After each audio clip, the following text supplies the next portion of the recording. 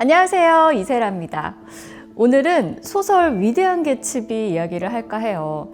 이거는 영화로도 만들어졌고 레오나르도 디카프리오가 주연을 하면서 워낙 유명해서 아마 많이들 아실 것 같거든요. 저는 최근에 이 소설을 다시 읽었는데 와, 이게 이렇게까지 서글픈 소설이었나? 이런 생각이 들기도 했고, 그러니까 읽었을 때마다 느낌이 다 다른 거예요. 10대 때 이걸 처음 읽었을 때는 제가 지금보다 좀 더 순수했을 때 데이지 나쁜 다시 읽은 개츠비는 이 등장인물들 모두가 다 짠한 거예요. 왜 100년이 지난 지금도 우리가 이 위대한 개츠비를 읽는지 이야기를 좀 나눠볼까 해요.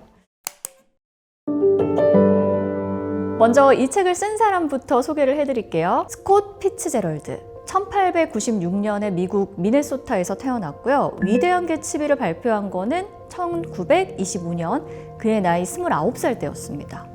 지금 기준으로 보면 이른 나이에 이제 성공을 거둔 거죠. 피츠제럴드의 인생 자체가 사실은 좀 개츠비스럽거든요. 어려서부터 이 사람은 부유한 동네에 살았었는데 정작 자기 집은 그 동네에 가장 가난한 집에 속했대요. 그래서 이 작가는 부자들의 세계를 동경하면서도 또 거기에 완전히 속하지는 못하는 약간 주변부적인 인물이었던 거죠. 이렇게 좀 묘하게 비뚤어진 주변의 자리에 있었던 거고, 그리고 이 작가가 이 사랑하는 여자 젤다와 결혼하기 위해서는 작가로 꼭 성공을 거뒀어야만 했어요. 젤다가 가난한 남자와는 결혼할 수 없다, 이렇게 이야기를 했거든요. 어딘가 굉장히 이 스토리 좀 익숙하지 않으세요? 개츠비가 데이지를 얻으려고 부자가 되려고 했던 바로 그 서사와 굉장히 닮아 있습니다. 그리고 이 소설의 무대가 되는 1920년대 미국, 이 시대상을 이해하는 게 이 소설을 읽는 데는 굉장히 중요한데요. 이때의 미국을 재즈 시대 또는 광란의 20년대라고 불러요. 1차 세계대전이 끝나고 미국이 어마어마한 경제 호황을 누리게 되거든요. 주식은 정말 하늘 높은 줄 모르고 올라가고, 자동차, 라디오 이런 기술의 발전 이런 것들이 보급되고 재즈가 막 거리에 흘러나오던 시기. 사람들은 이렇게 돈을 벌고 취하고 춤추고 이러는데 굉장히 미쳐 있었죠. 그래서 이 소설을 보면 인물들의 내면이 굉장히 좀 불안정하게 나와요. 근데 동시에 모두가 취해 있었던 이런 시대인데도 묘하게도 이 시기는 금주법이 발행된 시기이기도 했어요. 술을 못 팔게 되니까 오히려 그 밀주업자들이 성행을 하게 되고 어마어마한 돈을 벌게 되죠. 갱스터들이 막 활개를 치고. 개츠비가 어떻게 해서 이런 막대한 부를 쌓았는지 책에서는 정확히 알려주지 않지만 군데군데 암시를 하고 있습니다. 어쩌면 이 개츠비도 거의 한 80~90%의 가능성으로 이런 어두운 사업에 손을 댔을 거죠. 그렇게 부자가 됐을 거예요. 이런 시대의 한복판에서 모두가 아메리칸 드림을 외치면서 막 앞을 향해서 달려가던 그때 피츠제럴드는 이 꿈에 이면을 들여다본 거죠. 화려한 파티 그 이면에는 사람들의 그 숨은 공허, 내면의 공허, 허무가 있는 거고, 그리고 그 공허와 허무의 끝에 있는 법적이고 뭔가 심리적인 부패까지. 이 소설에서 흥미로운 것 또 한 가지는 미국의 동부와 서부를 다루는 방식이거든요. 이 화자인 닉 캐러웨이가 미국 중서부 출신인 사람으로 나와요. 이 사람이 동부 뉴욕으로 와서 개츠비의 옆집에 살게 되죠. 피츠제럴드에게 서부는 순수, 도덕, 전통적인 가치 이런 것들을 상징합니다. 개츠비도 그렇고 닉도 그렇고 데이지, 톰 다 중서부 출신이에요. 동부가 아니에요. 그러니까 이 사람들은 떠나온 사람들이죠. 근데 이 사람들이 떠나와서 자리 잡은 이 동부, 특히 뉴욕은 화려함, 욕망, 그리고 도덕적인 타락, 이 모든 것을 보여주는 공간으로 나옵니다. 이 소설 속에서 동부가 또 둘로 나뉘어요. 이스트에그와 웨스트에그. 이스트에그에는 옛날 부자들, 대대로 물려받은 돈으로 사는 사람들이 살아요. 데이지와 톰이 여기에 삽니다. 웨스트에그에는 자수성가한 신흥 부자들이 살거든요. 개츠비가 바로 또 여기에 살죠. 이 두 세계가 또 다른 거예요. 이 두 만이 거의 마주보고 있는데 그 사이에는 결코 넘을 수 없는 벽이 있죠. 톰이 개츠비를 끈질기게 무시하고 은근히 경멸하는 이유도 사실 여기에 있습니다. 너는 우리와 달라. 너는 우리와 같이 있어도 우리에게 속할 수는 없어. 넌 우리가 아니야. 라는 거죠. 이 소설 마지막에 닉은 결국 동부를 떠나서 서부로 돌아갑니다. 동부에서 이 닉이 본 사람들의 그 무신경함, 부도덕함 이런 거에 진절머리가 난 거죠. 피츠제럴드는 이 두 지리를 통해서 미국이라는 나라가 지금 무엇을 이뤄가고 있는지를 보여주고 싶었던 게 아닐까 이런 생각이 들어요. 개츠비 시대의 그 뉴욕, 미국 동부는 어떤 의미에서는 지금의 우리한테도 굉장히 익숙한 풍경이거든요. 모두가 더 많이 갖고 싶어하고 그러면서도 굉장히 그 마음 한구석은 텅 비어있는. 그래서 이 소설이 100년 전의 소설인데도 그런 느낌이 안 드는 거죠. 여전히 인물들의 내면은 나와 닮아있는. 소설을 이렇게 쭉 읽다 보면요. 저는 가장 큰 의문은 이거였어요. 근데 이 개츠비는 왜 이렇게까지 데이지를 사랑할까? 이 개츠비가 데이지를 5년 동안 못 잊고 살아봤잖아요. 이 5년 동안 개츠비는 거기에 모든 에너지를 썼거든요. 막대한 부를 쌓고 데이지 그 집 건너편에 호화로운 저택을 아예 사가지고 매일 밤 파티를 열고 이 데이지가 우연히 자기를 찾아와 주기를 기다리고 여기까지만 보면 정말 이런 그 순애보가 없잖아요. 근데 사실 10대 때는 진짜 순애보라고 생각했는데 나이가 들어서 다시 읽으니까 진짜 이런 남자가 있으면 너무 무서울 것 같은 거예요. 이건 사랑이 아니지 이런 생각이 또 들었어요. 근데 굉장히 재미있다고 제가 느낀 거는요. 이 소설 어디에서도 개츠비는 자기가 왜 이렇게까지 데이지를 사랑하는지를 설명하고 있지 않아요. 그냥 이 소설에는 맹목적인 개츠비의 사랑만이 있을 뿐이지 정작 그 사랑의 이유는 나오지 않거든요. 이게 좀 이상하면서도 특이하죠. 개츠비는 데이지에 대해서 거의 사실 이야기를 하지 않아요. 가장 좀 유명하면서도 거의 유일하다 싶은 개츠비의 입으로 하는 묘사는 이거거든요. 그녀의 목소리에는 돈이 가득 차 있어. 이거 욕하는 건가? 근데 가만히 또 전후 맥락을 읽어보잖아요. 그러면 비난의 의미만은 또 아니에요. 그녀의 목소리에는 돈이 가득 차 있어. 이거는 마치 데이지가 한 인간, 한 사람이 아니라 어떤 분위기, 어떤 세계를 상징하는 존재라는 것처럼 느껴집니다. 독자들 입장에서는 책을 읽다 보면 우리는 다 알죠. 이제 데이지가 실제로 어떤 사람인지가 점점 그냥 보여요. 한눈에. 이 데이지라는 여자는 자기의 그 운전부주의로 사람을 쳐서 죽이고 도망쳐버리고 결국은 그런 사고를 내놓고도 자기를 지켜주려고 하는 그 개츠비를 버리고 돈 많은 남편 톰한테 돌아갑니다. 나쁜 놈이죠. 닉이 책 후반부에 이렇게 이야기를 해요. 톰과 데이지는 부주의한 사람들이었다. 그들은 물건과 사람들을 부수고는 자기들의 돈으로 또는 그들의 거대한 부주의함으로 다시 후퇴에 들어갔다. 그러니까 데이지는 사실 개츠비가 이렇게 모든 것을 바칠 만큼 그 가치 있는 내면을 가진 사람이 아니거든요. 근데 여기서 한 번 더 생각해 볼 게 있습니다. 개츠비가 언제 데이지가 인격적으로 뭔가 훌륭해서 좋다고 말을 했나요? 뭔가 이 사람 뭐 인성이 좋아, 뭐 지혜로워, 똑똑해 이런 말 개츠비는 한 번도 안 했거든요. 그냥 개츠비는 데이지를 사랑한다고, 데이지를 원한다고 말할 뿐이고 왜 그렇게까지 이 여자가 좋은지에 대해서는 직접적으로 언급을 하지 않습니다. 이 부분이 비어있죠.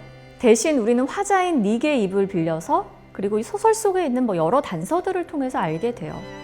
데이지는 모두에게 인기가 있었던 부잣집 딸이었고 개츠비가 이 가난한 군인이던 시절에 잠깐 만났던 첫사랑이잖아요. 이 데이지라는 여자는 개츠비가 가지지 못한 모든 것을 상징하는 존재인 거죠. 돈, 지위, 혈통, 우아함, 이 모든 것.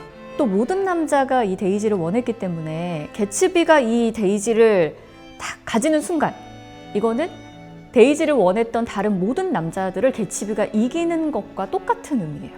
그러니까 개츠비는 처음부터 사실은 데이지의 진짜 모습을 보려고 한 적이 없어요. 이 여자의 내면을 자세히 들여다본 적도 없고 그걸 시도해 본 적도 없어 보여요. 개츠비가 사랑한 거는 데이지가 아니라 데이지가 상징하는 것, 자기가 가지지 못한 세상, 그러니까 모두가 원하는 빛나는 무언가 이런 것이었다고 보여져요. 그러니까 이게 오해라는 거죠.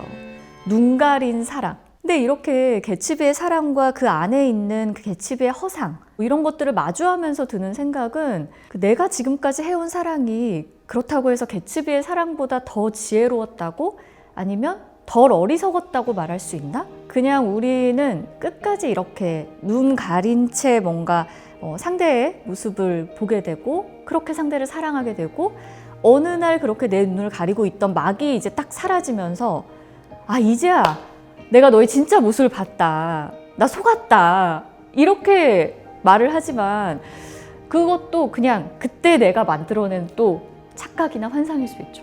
소설에서 닉이 개츠비에게 이렇게 말하는 장면이 있습니다. 과거는 되돌릴 수 없다. 저는 이 개츠비의 대답이 더 약간 충격적이었는데 정말 깜짝 놀라면서 되묻거든요. 되돌릴 수 없다고? 당연히 되돌릴 수 있죠. 이게 바로 개츠비의 비극을 한 문장으로 압축한 그 대사라고 생각하거든요. 개츠비는 시간을 거슬러 올라가서 5년 전 데이지와 처음 만났던 사랑에 빠졌던 그 순간으로 돌아가고 싶어해요. 마치 그 사이에 있었던 이 5년은 없었던 것처럼. 데이지가 톰과 결혼한 사실 자체가 없고 그 사이에 태어난 데이지의 딸이 없었던 것처럼. 이 소설에는 아주 중요한 이미지가 하나 나오거든요. 바로 녹색 불빛입니다. 데이지가 사는 집 이 끝에 부두에서는 늘 이렇게 작은 녹색 등이 막 깜빡이고 있어요. 개츠비는 매일 밤 자기 집에서 그 불빛을 이렇게 바라보거든요. 데이지의 집에서 빛나고 있는 이 녹색 불빛이 바로 그게 개츠비의 꿈이고 희망인 거예요. 살아가는 이유인 거죠. 데이지 그 자체인 거고 이 개츠비가 다시 손에 넣고 싶어하는 그 모든 것을 의미합니다. 데이지와 함께하는 미래를 꿈꾸는 것처럼 보이지만 사실은 개츠비가 보고 있었던 것은 과거였던 거죠. 바로 이게 그 개츠비가 품고 있었던 희망인데요. 이 희망이 헛된 거라는 거를 독자들은 이미 알고 있습니다. 이 소설을 읽으면서 들었던 또 다른 생각은 이런 거였거든요. 그러면 그 내가 지금 바라보고 있는 녹색 불빛은 뭘까? 사람들은 다 자기만의 녹색 불빛을 가지고 있잖아요. 그 사람이 품은 이 녹색 불빛에 대해서 닉의 입을 빌려서 피츠제럴디는 이렇게 씁니다. 개츠비는 그 초록색 불빛을 믿었다. 해가 갈수록 우리에게서 멀어지기만 하는 황홀한 미래를. 이제 그것은 자취를 감추었다. 그러나 뭐가 문제겠는가? 내일 우리는 더 빨리 달리고 더 멀리 팔을 뻗을 것이다. 그러므로 우리는 물결을 거스르는 배처럼 쉴 새 없이 과거 속으로 밀려나면서도 끝내 앞으로 나아가는 것이다.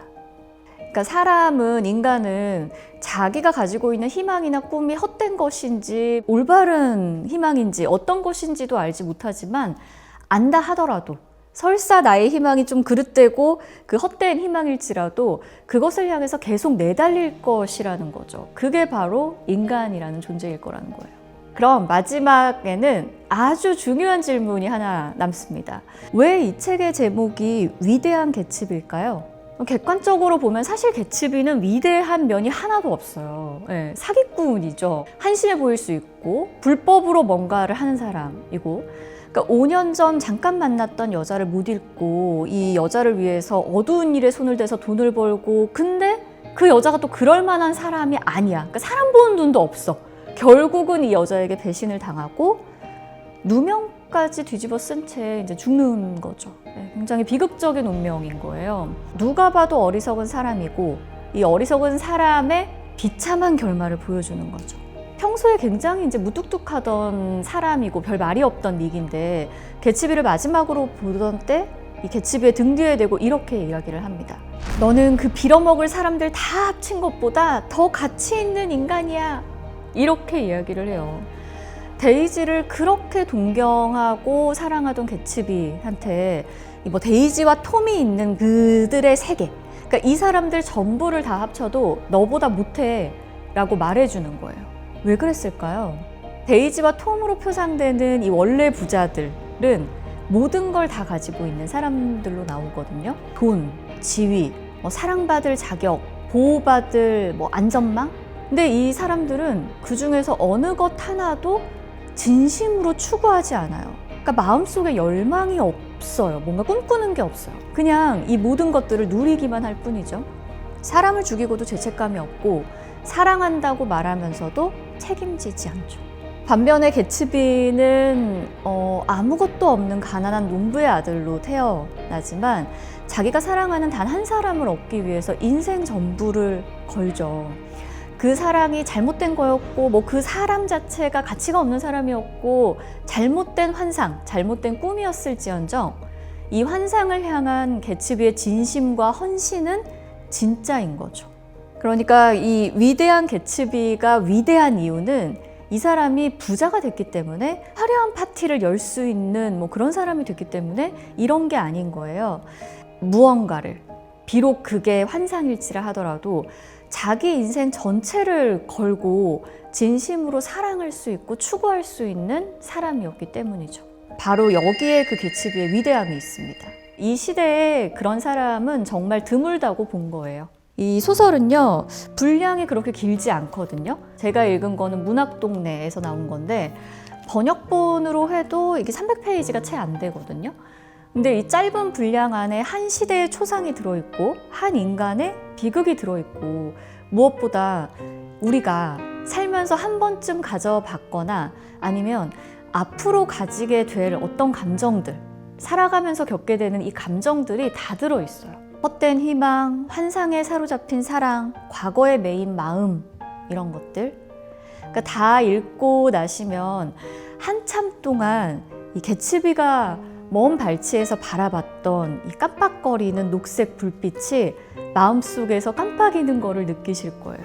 가끔 그 인생의 어떤 순간이 오면은 아, 내가 지금 개츠비처럼 굴고 있구나. 아니면 뭐 톰처럼, 아니면 뭐 데이지처럼 굴고 있구나. 뭐 이렇게 깨닫는 순간이 있을 수도 있고요.